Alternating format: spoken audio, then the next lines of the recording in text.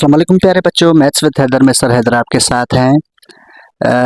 जो समाते मेरी आवाज़ सुन रही हैं और जो बसारत मेरी वीडियो को देख रही हैं उन सब की खिदमत में अस्सलाम वालेकुम।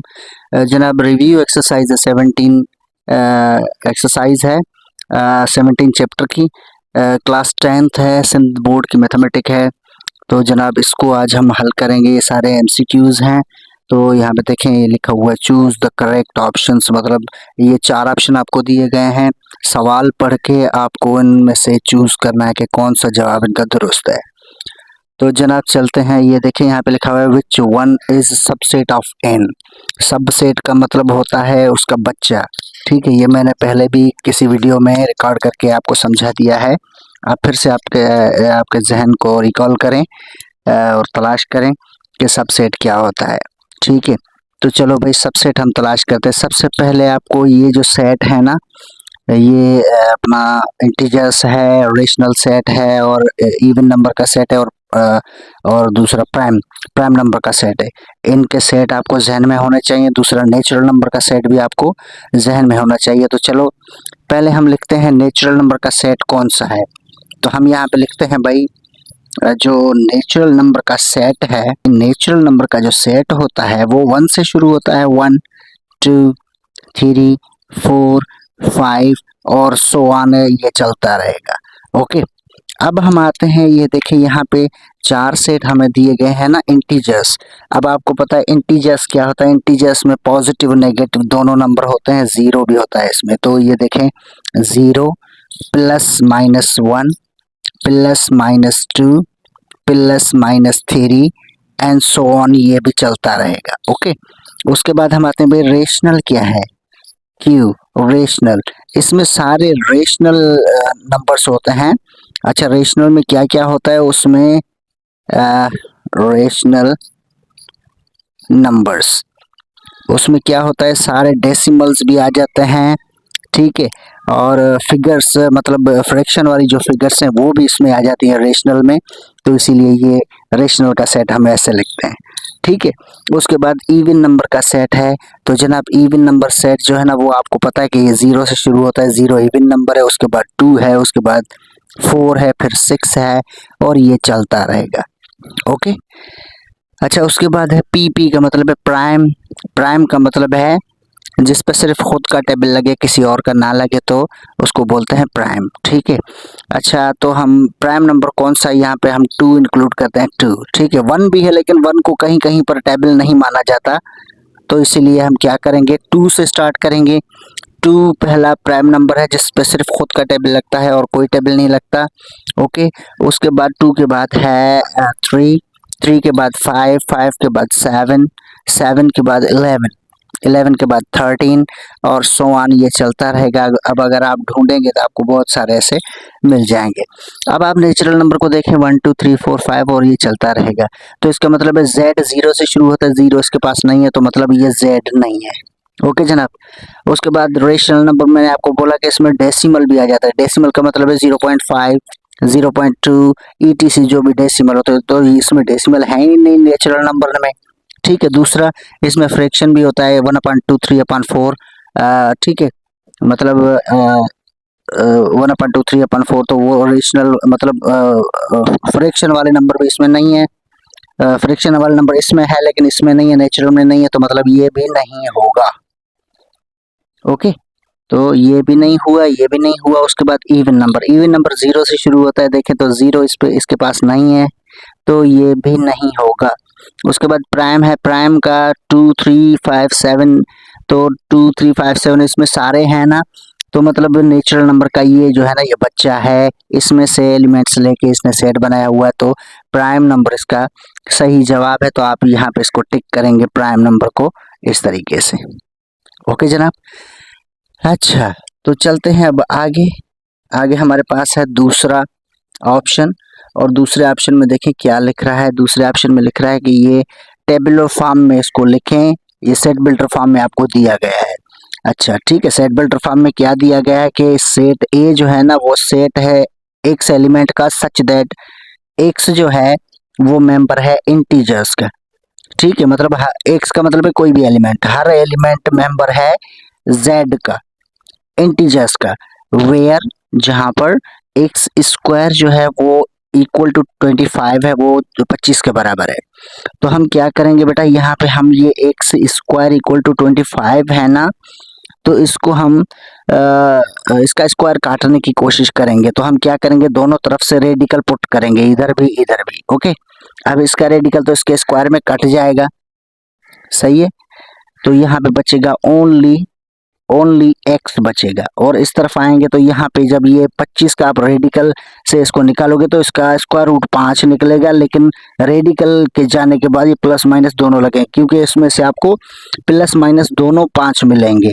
ठीक है, मतलब प्लस -5 भी मिलेगा और प्लस का 5 भी मिलेगा। तो ये आपका देखें यहाँ पे कौन सा है, ये ए ऑप्शन है, ये बी ऑप्शन है, सी और डी ऑप्शन है। तो ये बी वाला ऑप्शन बिल्कुल दुरुस्त है। ओके जनाब। अच्छा, उसके बाद हम चलते हैं, ये तीसरा ऑप्शन देखें। तीसरा ऑप्शन है, तीसरे ऑप्शन में लिखा हुआ है for two sets A and B if order of A and equal to order of B then. अब इसमें से कौन सी चीज जो है वो स्टेटमेंट सही है इसके लिए, जिसमें ए का ऑर्डर जो है, ऑर्डर का मतलब है कि ए के सेट बी के सेट के मतलब जितने उसके पास हैं उतने उसके पास हैं। सेम नहीं है, सेम होता तो फिर ऑर्डर नहीं लिखा हुआ होता, फिर होता ए इक्वल टू बी। लेकिन ये है ऑर्डर। ऑर्डर का मतलब है बेटा कि दोनों, अब अगर ए सेट है, अगर ए में 1 2 3 4 है, ठीक है, तो बी जो है ना उसमें सेम नहीं होगा, उसमें होगा for suppose A B C D, ये देखें। ठीक है, मतलब सेम तो नहीं है, लेकिन वजन बराबर है, मुतवाजन है ना। तो यहाँ पे ये भी 4 हैं, ये भी 4 हैं, तो मतलब इसका मतलब है ऑर्डर दोनों का एक ही है।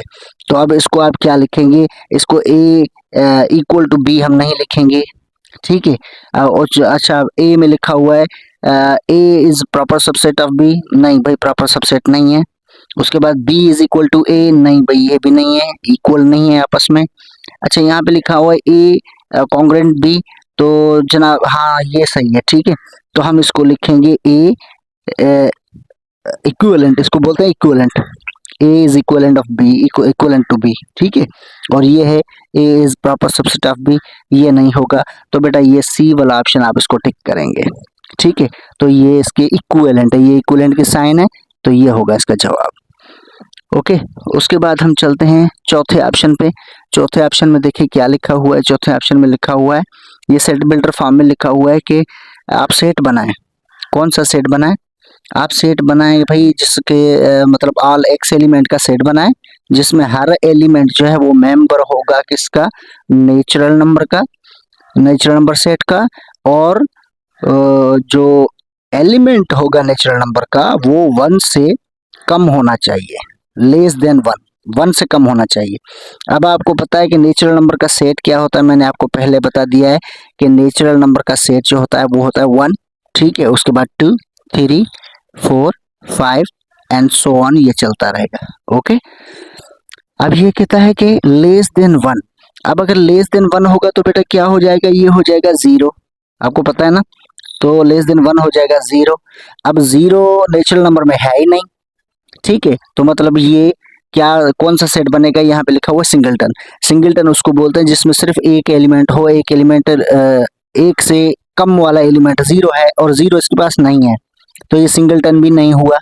ठीक है, सिंगलटन सेट उसको कहते हैं। उसके बाद इनफाइनाइट का मतलब है लामहदूद सेट, मतलब चलता रहे सेट लामहदूद होगा, लामहदूद भी नहीं है। उसके बाद है एम्प्टी सेट। एम्प्टी सेट का मतलब है खाली सेट, जी हाँ ये खाली सेट है। ठीक है, क्योंकि ये जो है ना स्टेटमेंट, ये खाली सेट की स्टेटमेंट है। नेचुरल नंबर में 1 से नीचे मतलब 0 है ही नहीं नेचुरल नंबर में, तो ये होगा नल सेट, इसको आप लिखेंगे नल सेट या एम्प्टी सेट, यहाँ पे लिखा हुआ है, इसको हम टिक करेंगे। ओके जनाब। उसके बाद आता है D super set. Super set नहीं है, बस ये हो गया एम्प्टी सेट। ओके, तो चलते हैं अब पांचवा, आप देखें इसमें ऑप्शन वो क्या कह रहा है। तो जनाब पांचवें ऑप्शन में देखें, ये लिखा हुआ है if A equal to 1 2 3 4 and B equals to 2 4 6, ये है भाई। ठीक है, then A symmetric difference B equals to, इसका सिमेट्रिक डिफरेंस तो जनाब सिमेट्रिक डिफरेंस कैसे निकालते हैं ये मैं आपको यहाँ पे बताता हूँ। अब सबसे पहले आपको पता है कि हमारे पास सेट कौन सा है। हमारे पास सेट है ए का सेट है अपना 1 2 3 4 1 2 3 एंड 4। ओके, उसके बाद बी का सेट है हमारे पास, बी का सेट वो है हमारे पास 2 4 6 2 4 6। ओके, अब हमें क्या चाहिए, हमें चाहिए ए सिमेट्रिक डिफरेंस ऑफ बी। कैसे भाई, इनमें काटा करें जो एक जैसे हैं, एक जैसे ये कट हो गया और ये कट हो गया। अब सिमेट्रिक डिफरेंस कहता है कि जो ए और बी दोनों में बच गए वो मुझे दे दे। वो बच गए 1 और दूसरा 3 और दूसरा 6। ओके, ये हो गया। अच्छा, अगर आपको बी सिमेट्रिक डिफरेंस ए बोले, ठीक है, इसको बोलते हैं कम्यूटेटिव प्रॉपर्टी। क्या बोलते हैं? कम्यूटेटिव प्रॉपर्टी, जिसमें आप ए सिमेट्रिक डिफरेंस बी या बी सिमेट्रिक डिफरेंस ए करें, दोनों को जवाब एक ही निकलता है। ठीक है, अब ए ये आपको मिला है, इसका जवाब मिला है 1 3 6। ओके, और जब आप बी सिमेट्रिक डिफरेंस ए करेंगे तो भी आपको यही जवाब मिलेगा।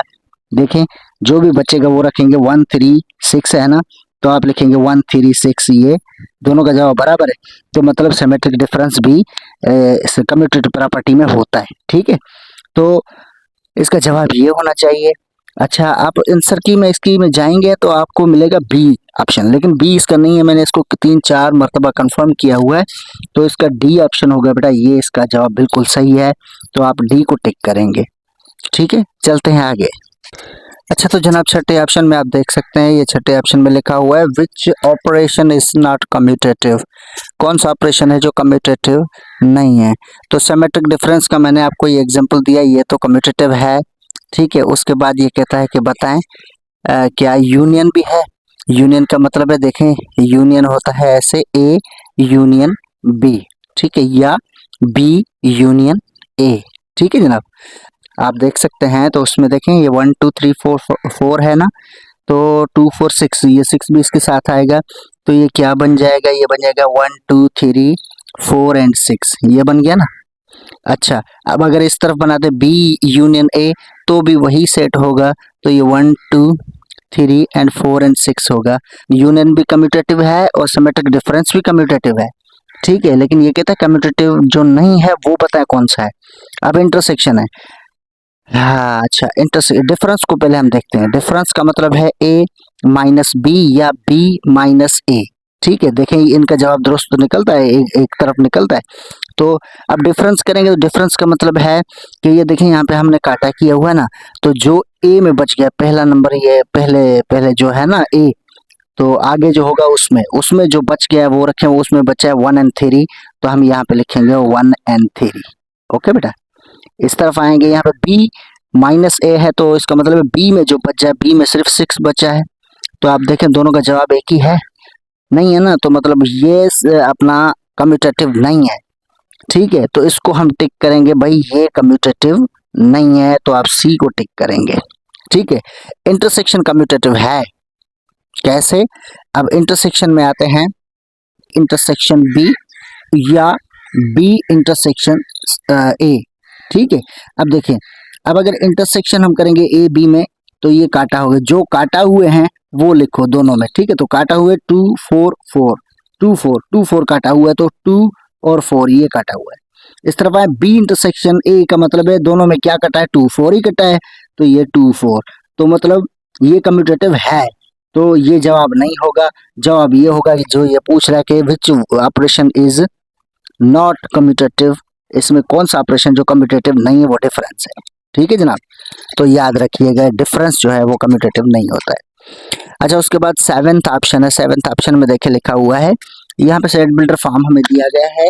सेट बिल्डर फॉर्म में एक सेट है मौजूद, कि ये जो सेट बिल्डर फॉर्म में सेट है, इसका स्टेटमेंट नीचे वालों में से क्या होगा, ए होगा, बी होगा, सी होगा या डी होगा। यहाँ पे मैं दोबारा से लिखता हूँ, यहाँ पे लिखा हुआ है।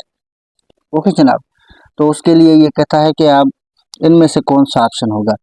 बेटा देखें, एक सेट जिसमें P के भी एलिमेंट हो, Q के भी एलिमेंट हो, तो मतलब उसमें P के एलिमेंट भी हो प्लस Q के भी एलिमेंट हो, दोनों को मिलाना पड़ेगा। तो मिलाने वाले को हम क्या कहते हैं, कौन सा ऑपरेशन होता है, वो होता है यूनियन का ऑपरेशन।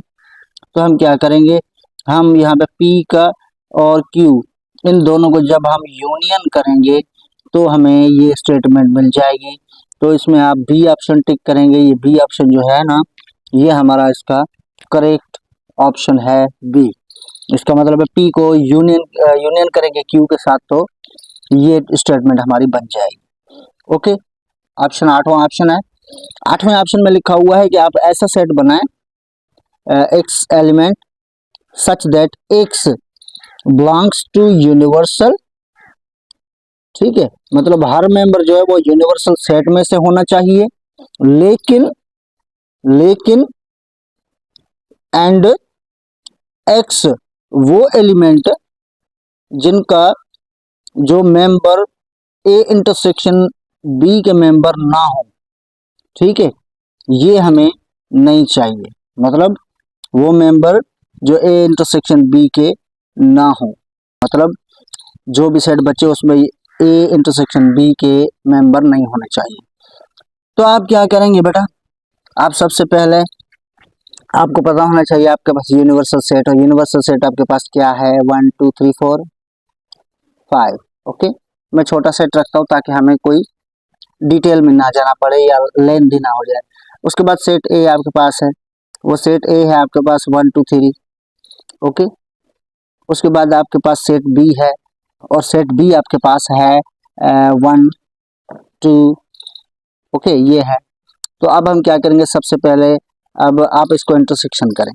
इंटरसेक्शन करेंगे ए इंटरसेक्शन बी, तो इंटरसेक्शन में एक जैसे काटा होता है 1 2 1 2 कट गया, तो 1 2। इसका मतलब है अब ये 1 2 नहीं होना चाहिए, यूनिवर्सल का जो सेट है उसमें 1 2 नहीं होना चाहिए। अब 1 2 नहीं होगा तो बाकी क्या बचेगा, बाकी बचेगा यूनिवर्सल में 3 4 5 ये बचेगा। ठीक है, ये बच गया, अब ये निकल गया। लेकिन अब हम क्या करेंगे, यूनिवर्सल में से कैसे निकालेंगे, यूनिवर्सल में तब निकलेगा जब आप इसको कॉम्प्लीमेंट करेंगे, ऐसे कैसे निकलेगा। ठीक है, तो कॉम्प्लीमेंट कैसे करेंगे, हम यहाँ पे आएंगे, हम यहाँ पे लिखेंगे भाई ये जब हम यूनिवर्सल में से माइनस करेंगे ए इंटरसेक्शन बी को, ठीक है, तब हमें जाके कॉम्प्लीमेंट मिलेगा। ठीक है, मतलब तब जाके ये एलिमेंट उसमें से यू में से निकल जाएंगे। तो आप क्या करेंगे, अब यूनिवर्सल का सेट 1 2 3 4 5 और ए इंटरसेक्शन बी इसका पूरा सेट जो है वो 1 2 है, तो 1 2 1 2 में कट गया, बाकी आपके पास बचा है 3 4 5। तो ऑपरेशन कौन सा होगा, ऑपरेशन होगा अब आपको यहाँ पे मिला A intersection B whole complement equal to 3 4 5। ठीक है, तो ये आपका ऑप्शन होगा A intersection B whole complement. तो ये ऑप्शन आपको जहां पे भी दिखाई दे उसको टिक कर दें। तो जनाब देखते हैं यहाँ पे कौन सा है, यहाँ पे सी ऑप्शन है, तो सी को आप टिक करें बेटा। ठीक है, ये सबसे पहले आप इंटरसेक्शन करेंगे, उसके बाद आप इसको कॉम्प्लीमेंट करेंगे। कॉम्प्लीमेंट का मतलब है यू में से निकालना। ठीक है, निकल गया, तो ये हुआ आपका सी। ओके, तो जनाब अब हम ये नाइन्थ ऑप्शन पे आ रहे हैं। ये देखिए यहाँ पे क्या लिखा हुआ है, for any two non empty set, मतलब वो सेट जो एम्प्टी ना हो। ठीक है, ए एंड बी, इफ अगर आप ए को बी के साथ यूनियन करेंगे तो यूनिवर्सल सेट बनेगा, और अगर उसको ए को बी के साथ इंटरसेक्शन करेंगे तो फाई सेट यानी कि नल सेट बनेगा। तो बताएं ए एंड बी जो दोनों सेट हैं वो आपस में क्या है, वो सेल्स हैं, ओवरलैपिंग सेट्स हैं, इक्वल सेट्स हैं या नन है। तो बेटा ये मैंने डेफिनेशन में पहले भी वहां पे बयान कर दिया है कि जो सेट आपका डिसजॉइंट भी हो प्लस वही सेट आपका एग्जॉस्टिव भी हो। ठीक है, देखें मतलब है कि अगर ए यूनियन बी करें तो यूनिवर्सल हो जाए तो ये एग्जॉस्टिव हो गया, और ए इंटरसेक्शन बी करे तो खाली सेट हो गया तो ये डिसजॉइंट हो गया। अगर ये दोनों सेट हैं, ठीक है, वो डिसजॉइंट भी हो एग्जॉस्टिव भी हो, तो ये इस वाले सेट को कहेंगे आप सेल। क्या कहेंगे, सेल्स कहेंगे। तो जनाब इसका ऑप्शन जो दुरुस्त है वो ऑप्शन ए है, वो यहाँ पे है सेल, तो हम सेल को टिक करेंगे, सेल्स। ओके, तो अब ए और बी जो है वो सेल्स हैं। अच्छा, उसके बाद चलते हैं भाई, यहाँ पे लिखा हुआ है ए कॉम्प्लीमेंट पर कॉम्प्लीमेंट पर कॉम्प्लीमेंट। ठीक है, मतलब 3 कॉम्प्लीमेंट दिए गए हैं, यहाँ पे मैं मेंशन करता हूँ, लिखता हूँ, यहाँ पे बाकायदा आप देख लें और नोट करते चलें। बेटा यहाँ पे लिखा हुआ है कि ए कॉम्प्लीमेंट पर कॉम्प्लीमेंट पर कॉम्प्लीमेंट। ओके, अब याद रखें बेटा, अब ए कॉम्प्लीमेंट और उसके ऊपर दूसरा कॉम्प्लीमेंट जो है ना, ये तो ए के बराबर है, क्योंकि ये कॉम्प्लीमेंट कॉम्प्लीमेंट में कट जाएगा। ठीक है, बाकी इसका एक कॉम्प्लीमेंट जो बचता है ऊपर से, वो कॉम्प्लीमेंट यहाँ पे जिंदा रहेगा, तो इसका जवाब आएगा ए कॉम्प्लीमेंट। ठीक है, तो आप ऑप्शन में क्या टिक करेंगे? ऑप्शन में जहां पे आपको ए कॉम्प्लीमेंट दिखाई दे उसको टिक करना है। इसमें ये 10वां जो है ना, तो इसमें ये बी ऑप्शन है बेटा, आप बी ऑप्शन को टिक करेंगे। अब 11th ऑप्शन में लिखा हुआ if A is superset of B. A is superset of B का मतलब क्या होता है? A is superset of B. ठीक है, ए सुपर सेट है। अब सुपर सेट क्या होता है? सुपर सेट का मतलब है ए के मेंबर जो है ना बी से ज्यादा है, मतलब 1 2 3 4 एंड 5। ठीक है, और बी के मेंबर जो है ना वो ए से कम है, मतलब 1 2 3। ओके, अब ये कहता है कि अगर ए जो है वो सुपर सेट है बी का, ठीक है, देन ए यूनियन बी क्या बनेगा? अगर हम ए को यूनियन करें बी के साथ तो जवाब क्या आएगा? तो देखिए जनाब, हम ए को यूनियन करते हैं बी के साथ। ठीक है, जब आप यूनियन करेंगे तो क्या बनेगा? 1 2 3 4 5 वही बनेगा ना, 1 2 3 4 5। तो देखिए क्या बन गया? वही ए सेट बन गया ना, बी तो नहीं बना, ए सेट बन गया ना। तो आप यहाँ पे ए को टिक करेंगे कि भाई इनको हम जब हम यूनियन करेंगे तो फिर से ए का सेट बनेगा, तो यहाँ पे हम इसको टिक करेंगे ऑप्शन ए को, और उसमें है ए। अच्छा बेटा, दूसरा सवाल देखिए, यहाँ पे लिखा हुआ है कि 12वें में लिखा हुआ है इन वेन डायग्राम, बताएंगे वेन डायग्राम में dash is use to represent universal set, कि यूनिवर्सल सेट को रिप्रेजेंट करने के लिए हम क्या बनाते थे? रेक्टेंगल बनाते थे, या सर्कल बनाते थे, या ओवल बनाते थे, या ऑल ऑफ दीज बनाते थे? तो जनाब मैं यहाँ पे फिर से डिजाइन करता हूँ, यहाँ पे लगता हूँ कि बेटा मैंने आपको समझाया था कि वेन डायग्राम में इस तरीके से हम रखते हैं, ये ए का सेट है, ये बी का सेट है। ठीक है, ये तो है ए सेट, ये है बी सेट, लेकिन ये जो है ये यूनिवर्सल है। याद है पिछली वीडियो में आपने वीडियो देखी थी, याद है ना? तो ये यूनिवर्सल का ये रेक्टेंगल होता है, तो आप यहाँ पे जो टिक करेंगे वो करेंगे ऑप्शन ए। ऑप्शन ए यानी कि रेक्टेंगल है तो ये टिक करेंगे। ओके जनाब, बात समझ में आ रही है? उसके बाद हम चलते हैं, यहाँ पे देखें ये लिखा हुआ if x and 6 equal to 2 comma y minus 6। तो बेटा इसको जब हम सॉल्व करेंगे तो x प्लस वाई क्या होगा? x प्लस वाई पूछ रहा है। तो सबसे पहले आप यहाँ पे आए, यहाँ पे मैं लिखता हूँ, ये बिल्कुल पूरा सारा लिखता हूँ। अच्छा, पहले हमें क्या देता है? पहले हमें देता है, तो सबसे पहले ये हमें देता है x कॉमा वाई, उसके बाद बराबर, बराबर के उस तरफ भी एक सेट देता है 2 and comma y minus 6। Okay, और पूछता क्या है? अभी पूछता है कि भाई x प्लस वाई का जवाब क्या आएगा। तो सबसे पहले हम x और y की वैल्यू मालूम करेंगे, फिर x और y को प्लस करके देखेंगे। तो जनाब चलें कैसे? तो हम यहाँ पे आते हैं। अब यहाँ पे आप क्या करेंगे बेटा? यहाँ पे आप लिखेंगे x जो है वो बराबर है किसके? देखिए x बराबर है 2 के, ये x बराबर है 2 के, x बराबर 2। ओके, अच्छा, उसके बाद हम क्या लिखेंगे? अब आप क्या करेंगे? आप बीच में से भले ऐसे कर दें, यहाँ पे आप लिखेंगे अब 6 इक्वल टू 6 किसके बराबर है? 6 बराबर है इसके, ये इसके बराबर है, तो 6 बराबर है y माइनस 6 के। ओके, अब x तो 2 के बराबर है, ये तो खुल्लम खुला हमें पता है। ओके, आगे चलेंगे, यहाँ पे ये देखें ये है y माइनस 6। अब ये 6 भी इस तरफ आएगा तो यहाँ पे ये प्लस का है, ठीक है, इस तरफ आएगा तो ये माइनस का, sorry sorry sorry sorry sorry, यहाँ पे थोड़ी मिस्टेक हो गई। अच्छा, यहाँ पे हम क्या करेंगे? यहाँ पे y वही रहेगा और यहाँ पे ये 6 ऑलरेडी मौजूद है, ठीक है, ये जो माइनस जो y के साथ जो 6 है ना, ये माइनस वाला ये इस तरफ आएगा। जब ये माइनस वाला 6 इस तरफ आएगा तो ये प्लस हो जाएगा, 6 इसके साथ प्लस होगा। तो देखें क्या हो गया, अब y इक्वल टू कितना होगा, 6 और 6 12, तो y की कीमत हो गई 12। अब ये आपसे कहता है कि x प्लस वाई कितना होगा, x प्लस वाई कितना होगा, ठीक है। तो देखें क्या होगा, x का मतलब है 2 प्लस y का मतलब है 12, तो टोटल कितना हो गया बेटा, 14 हो गया। तो हमें इसका आंसर मिला है 14। अगर ऑप्शन में कहीं पे 14 है तो आप उसको टिक करेंगे। देखिए जनाब, इसमें 8 है, 10 है, 12 है, 14 है, जी हाँ डी में है, तो डी ऑप्शन आप टिक करेंगे कि हमारा करेक्ट ऑप्शन इसमें ये डी है।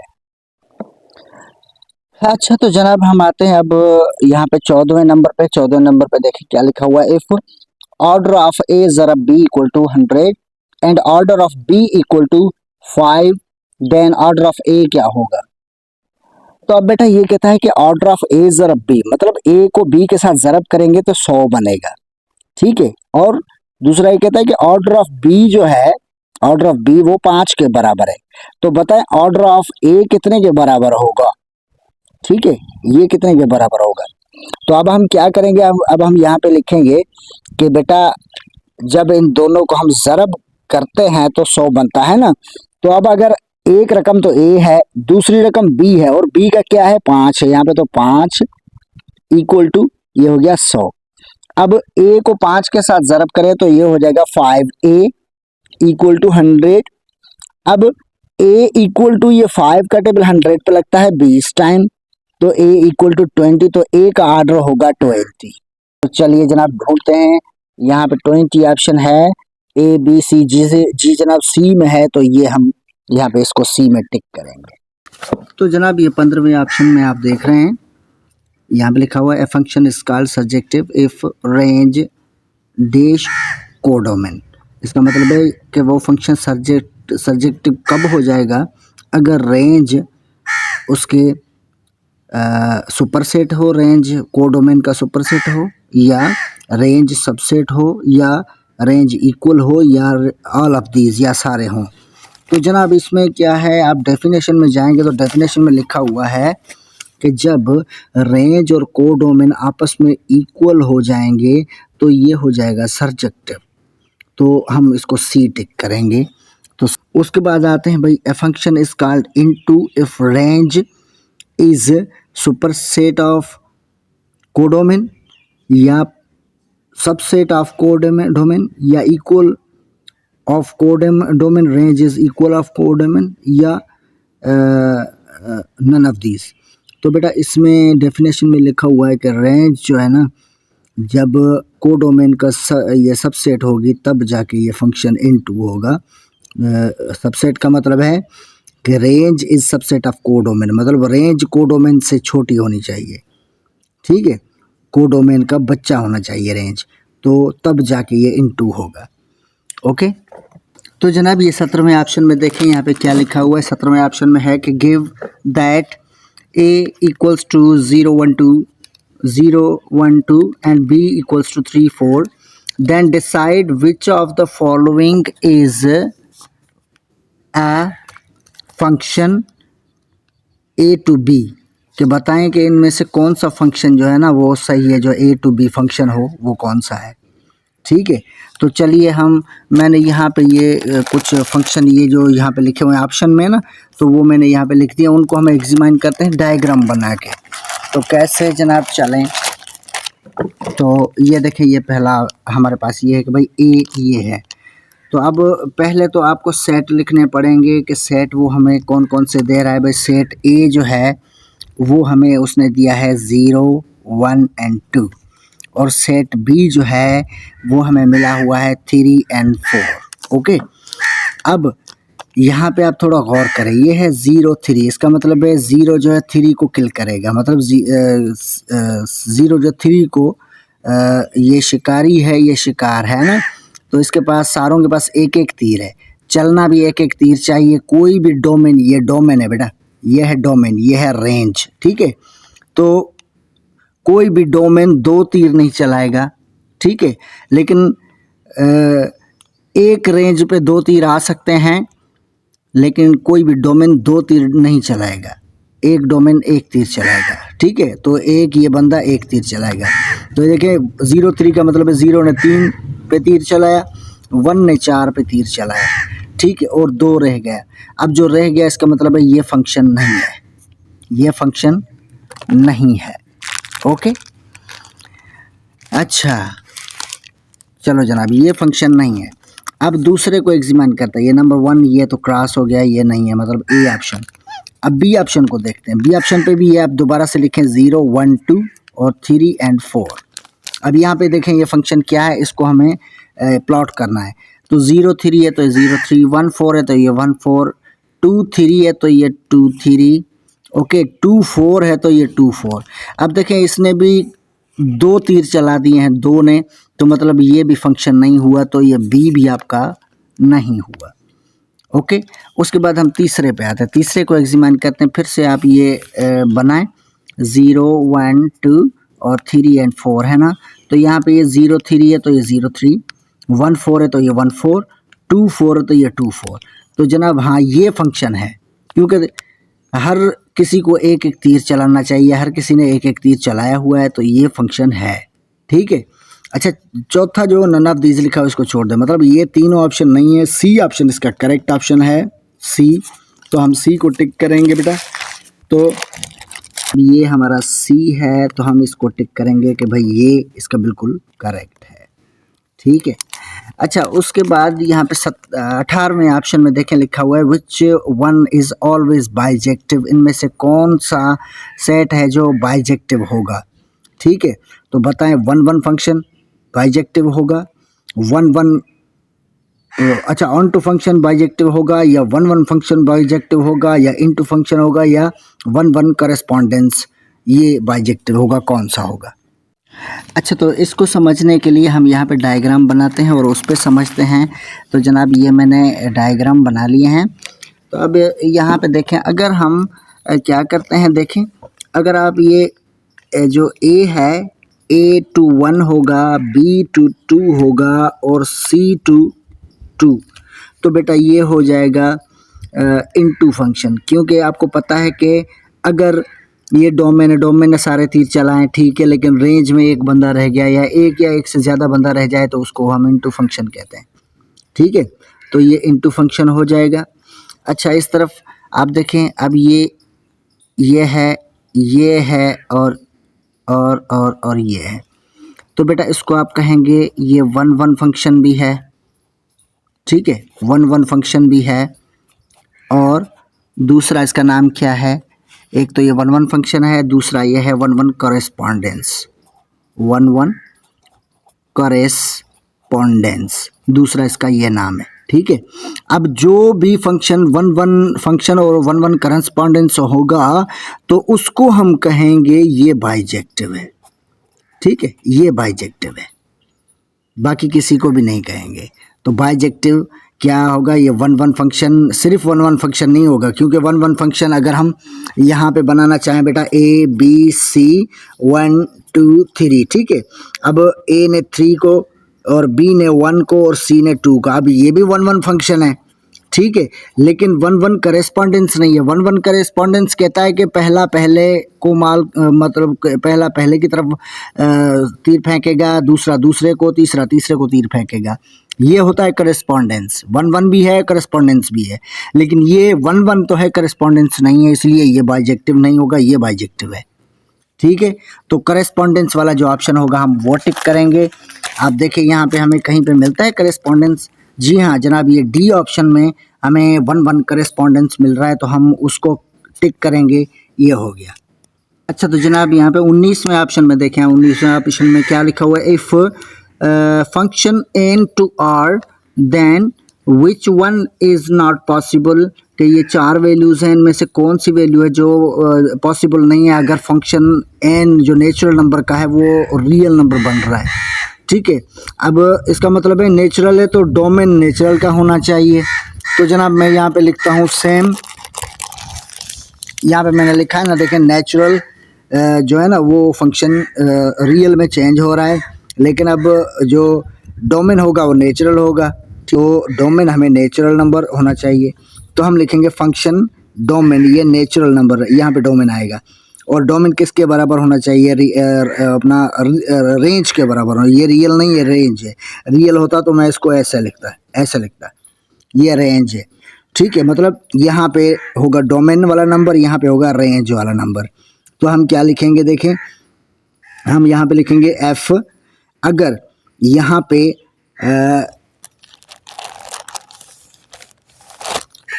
अगर आपके पास देखें, यहाँ पे मैं लिखता हूँ, अगर पहले तो नेचुरल नंबर का सेट आपको याद रखना चाहिए, वो है 1 2 3 4 5 6। ठीक है, ये अच्छा। तो अब यहाँ पे 4 ऑप्शन दिए गए हैं आपको। एक ऑप्शन दिया गया है n5, n के बदले 5 है और यहाँ पे 6 है। ठीक है, ये देखें यहाँ पे है, अगर आप देखना चाहें, ये है और इसमें लिखा हुआ है f, यानी कि फंक्शन 7 है और आगे उसके 8 है। तीसरा फंक्शन लिखा हुआ है, कौन सा लिखा हुआ है, देखें, -2 है और 6 लिखा हुआ है। चौथा फंक्शन क्या है? चौथे फंक्शन में 9 है और 0 है। तो जनाब आप देखें, अब ये फंक्शन नेचुरल नंबर 5 हो सकता है, 7 भी हो सकता है या 7 भी हो सकता है, अच्छा 9 भी हो सकता है, लेकिन -2 नहीं हो सकता, क्योंकि नेचुरल नंबर जो है ना उसके नंबर माइनस में नहीं होते, तो ये पॉसिबल नहीं हो सकता। इसलिए इसका जवाब ये सी वाला होना चाहिए। देखिए सी में क्या लिखा हुआ है, -2 लिखा हुआ है ना फंक्शन अपना डोमेन में, तो ये नहीं होगा, तो ये पॉसिबल नहीं है, नॉट पॉसिबल ये है। ओके जनाब। उसके बाद 20वें में आता है विच वन इज़ कम्यूटेटिव।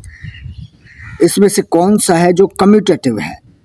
ठीक है, कार्टेशियन प्रोडक्ट कम्यूटेटिव है, डिफरेंस कम्यूटेटिव है, यूनियन कम्यूटेटिव है या नन ऑफ दीज, इनमें से कोई कम्यूटेटिव नहीं है। तो बेटा इसमें जो है ना यूनियन कम्यूटेटिव है। तो हम टिक करेंगे यहाँ पे यूनियन को। तो जनाब यहाँ पे यूनियन जो है वो कम्यूटेटिव प्रॉपर्टी हो सकता है, उसका कम्यूटेटिव हो सकता है। डिफरेंस का और कार्टेशियन प्रोडक्ट का कम्यूटेटिव नहीं हो सकता। ओके, तो ये अपना MCQs क्लियर हो गए। बाकी कर दीजिए, अगर समझ में आया हो वीडियो या अच्छी लगी हो तो लाइक कमेंट शेयर करें, दोस्तों के साथ भी जिक्र करें और चैनल को सब्सक्राइब करें। अल्लाह आपका हामी नासिर। अस्सलाम वालेकुम, खुदा हाफिज़।